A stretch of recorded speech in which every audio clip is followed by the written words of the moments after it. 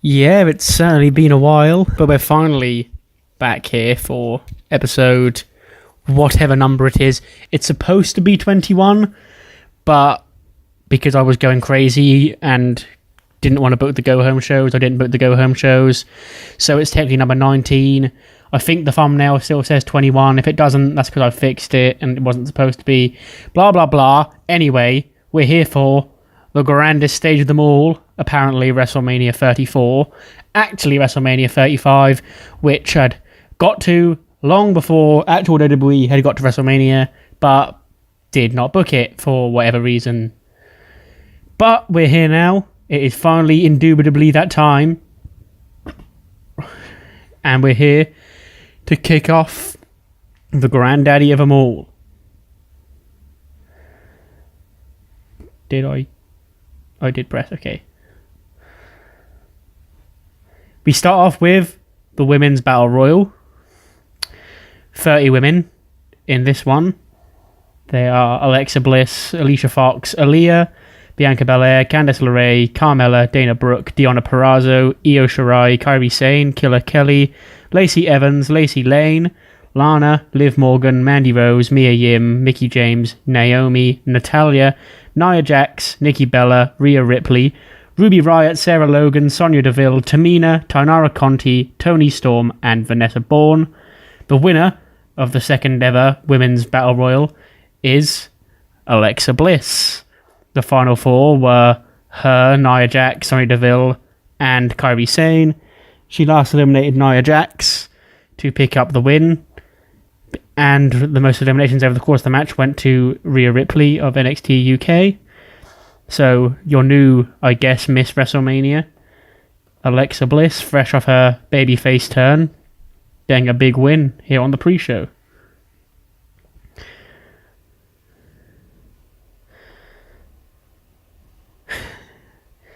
The Andre the Giant Memorial Battle Royal saw Alexander Wolf, Baron Corbin, Big Show, Bo Dallas, Bray Wyatt, Cedric Alexander, Curtis Axel, Dave Mastiff, Dolph Ziggler, Dominik Dijakovic, Dragon Aisu, Elias, Eric Young, Grand Metalik, Harper, Heath Slater, Jinder Mahal, Carl Anderson, Keith Lee, Killian Dane, Luke Gallows, Mojo Rawley, Otis Dozovic, Rhino, Ricochet, R-Truth, Shelton Benjamin, Titus O'Neil, Tucker Knight, and Victor. The winner was Harper, making his return on the WrestleMania pre-show in this Battle Royal. Final elimination being Bray Wyatt. Final four were Bray Wyatt, Baron Corbin, Ricochet, and Harper. Most eliminations apparently went to Keith Lee. So our new and sixth Andre the Giant Battle Royal champion is the returning Luke Harper. We actually got two injuries in that match, but I don't think either of them are serious. Next, we have our first title match of the show, still on our final pre-show match. It is Hawkins and Ryder, Lashley and Apollo, The Revival, and Rude and Gable. This one would be elimination. It's got an elimination order on the screen here, but that is not how I would do it in the actual match. First team to go would be Lashley and Apollo, by either Rude and Gable or The Revival. And then the second team to go would actually be the current tag team champions, Bobby Roode and Chad Gable. They would be rolled up by Kurt Hawkins. Hawkins finally scoring a big pinfall on WrestleMania, and he gets excited thinking the streak's going to end, but he's actually still not, because he's still got one more team left to overcome, that team being The Revival. And after a close back and forth encounter, looks like Hawkins and Ryder are going to finally pull it through, but they come up short, Shatter Machine and The Revival begin what is in this universe their first reign as the Raw Tag Team Champions. I really wanted to do the Hawkins and Ryder title win, but I felt like because in this world, The Revival never got that one thrown together win that they got in real life, that I would give them their big win finally on WrestleMania, because they are a legit tag team and they'll help carry the division forward more than Hawkins and Ryder would. We then get the opening segment to WrestleMania, America the Beautiful, pyro, hype package, all that jazz, hyping out some of the big matches for tonight, which you've probably all forgotten about, but there's some of them on your screen right now as we get into our first match of the evening. 6-man ladder match for the United States Championship held by EC3, and another match in which the winner receives the championship that he's already held in the real world. But this is Samoa Joe's coronation here at WrestleMania. He defeats Jeff Hardy, Mustafa Ali, Shinsuke Nakamura, Rusev, and EC3 in a 6-way ladder match to kick off WrestleMania with an 86B+, and he wins the United States title. All sorts of ratings. Jeff Hardy got the weakest, actually. That's interesting. Next up is the Cruiserweight title match. Didn't do as well as I thought it would. Apparently I didn't put the intensity up for this one. But it is Buddy Murphy retaining his championship against Tyler Bate with a Murphy's Law. And he walks out of WrestleMania still the Juggernaut and still Cruiserweight champion. Oh, this one actually did pretty good. In a 77B-, Asuka retains her SmackDown Women's title when she defeats Nikki Cross with a kick in a match also involving Charlotte Flair. And that's not really much to say here. It's a nice little triple threat. Better than I thought it would be, because I really thought Nikki was going to bring it down. Obviously, I could trust Asuka and Charlotte to do well, but didn't hamper it too bad. I'm sure it would have done better without Nikki, but she was there, and it still did good. Next up, we get a hype package for one of our first featured matches of the night. It is AJ Styles versus Randy Orton, not opening the show in this universe. It's actually going on here, and it does pretty decent, 85B+. But in this world, Randy Orton is the man who scores the RKO in 20 minutes, 54 seconds to defeat AJ Styles and claim SmackDown Live as his yard. Or his house, or whatever, because technically Roman's the yard guy, but... Another match I think has overachieved. Braun Strowman and Babatunde pick up the win over Kurt Angle and his son Jason Jordan in what could be, but is not officially, Kurt Angle's retirement match. And Kurt is actually the one who eats the fall here. He gets pinned by Braun off the running power slam. And the two monsters, the Monsters Among Men, I believe they were temporarily called, pick up a win here on the grandest stage of them all. Okay, this one, because of the finish, I really didn't expect this to do this good. But Drew McIntyre defeats John Cena in 16-15 with it says Future Shock, but a Claymore. Squeaky clean. We've put Drew McIntyre over John Cena here at WrestleMania, because I did have to, I believe, keep John Cena strong. Yeah. So I expected this to do a lot worse, maybe a 78 or something. But an 86B+, I will take that. That's nothing to sneeze at. Hype package for our WWE Championship match, Daniel Bryan and Kevin Owens. There's no Kofi Mania to stop Kevin Owens here. And he gets his match one-on-one with Daniel Bryan. And it is a 92A. And Mr. Kevin Owens comes up short against the Planet's champion, who scores the pinfall with the knee, following interference from Up the Rowan. And Daniel Bryan is still your Planet's WWE champion. And Kevin Owens has fallen short as we move on post-WrestleMania, still in the Daniel Bryan era. Segment. Sasha Banks and Bayley come out for their match with Peyton Royce and Mystery Partner. And then Billy would come out with the title as well as Peyton. Billy dressed in whatever, not ring gear. Peyton in her gear. And she's going to come out. Stephanie McMahon is out there as well to entice Peyton into revealing who she's picked as Billy Kay's partner.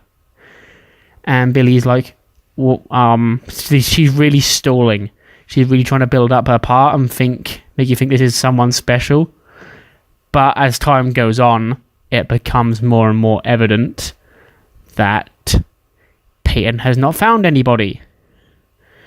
And she hasn't replaced Billie. Stephanie says to her, well, you've got to find a partner right now or else you're going to have to vacate the titles. And then Peyton would be like, oh, my partner is Ronda Rousey. But it's obviously not Ronda Rousey, but she'd be like trying to just clasp at straws. So, after all this time of Peyton bigging up who her mystery partner is going to be, it's actually nobody. And the Iconics do not, or one Iconic and a stand-in, do not get to defend the Women's Tag Team Championships at WrestleMania. And this, of course, would piss off Sasha and Bayley because they won their right to get here. Like, we know how Sasha would get if she doesn't get her way at WrestleMania. So we need to try and intervene here.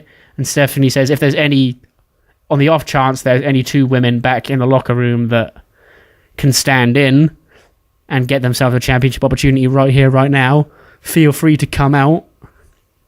And the two women that just so happen to be ready to go and do come out are Trish Stratus and Lita, who come in and face Sasha and Bayley for what would be the now vacant women's tag team titles, which Sasha and Bayley win. And we have new women's tag team champions, the Boss and Hug Connection, defeating two Hall of Famers here on the grandest stage of them all. Yo, this did really good. It's Dean Ambrose's farewell match here in WWE. He says he's going to leave with the Intercontinental title. Vince has forced the demon out of Finn Balor, and he's risen. Tyler Breeze is also there. And Finn Balor scores the win to retain his IC title, pinning Dean Ambrose with a coup de grace. The coup de grace for Dean Ambrose's WWE career. And this got a 90A. And I really did not expect that because Tyler Breeze hasn't been doing too great, but he really did well tonight. He got 67. Good for him. And he didn't eat the fall because it's Dean's last match. He's going out on his back. We then have The Miz, who is still a heel in this world, coming out for his match against Aleister Black. And he's very over the top. He's the Bitcoin himself. He's the best in the world. He ended Shane McMahon, blah, blah, blah. Aleister Black, his usual mystique, moody self, comes out to the ring and just would stand there motionlessly staring across at The Miz, who's acting like a fucking dickhead. Bell would ring and The Miz would charge at Aleister Black. Aleister Black drops him with a black mass straight away. Gets the 1, gets the 2, and gets the 3. Because, like in real life when they did Joe and Ray, you need to have some really short matches on the show. And if you're not going to build up a dominant heel like they did with Joe, the best person to get their comeuppance would be an absolute asshole heel like The Miz. This does nothing to really hurt him because of who he is. He's a heel and he can like make excuses, but it does give Aleister a big strong win. Just WrestleMania debut, beats a former main eventer, former WWE champion in, I've put 12 seconds, maybe even less than that. And yeah, moving on to a hype package for our Universal Championship match. Seth Rollins, Brock Lesnar gets an 83B. Because Brock Lesnar is fucking shit in this mod. Boy, I think Brock could go 18 minutes. Imagine how red his face would be. Anyway, Brock Lesnar loses his championship here to Seth Rollins. Just like in real life, the Beast Slayer is born, and we have a new Universal Champion. His name, Seth freaking Rollins. Yes or no, but he's done. A2B. And it's the 4-way for the SmackDown Tag Team Championships. It's the Bar, it's the New Day, it's Rey Mysterio and Andrade, and it's the Usos. This one I don't think I would have be elimination. I'd have this be 1 fall to the finish, even though it says elimination on the screen. But it is our good friends the Bar who score the win in this one. it would be one of the Usos taking the fall. I wouldn't have one of the New Day or Andrade, especially not Andrade or Ray, take the fall. And the Bar become, I believe, 6-time tag team champions. And I've just noticed what has happened to poor Kofi in this match. Real life Kofi Kingston at WrestleMania finished his 11-year-long journey and dream and finally became WWE champion. My Kofi loses and gets himself a scrotal contusion. Poor guy.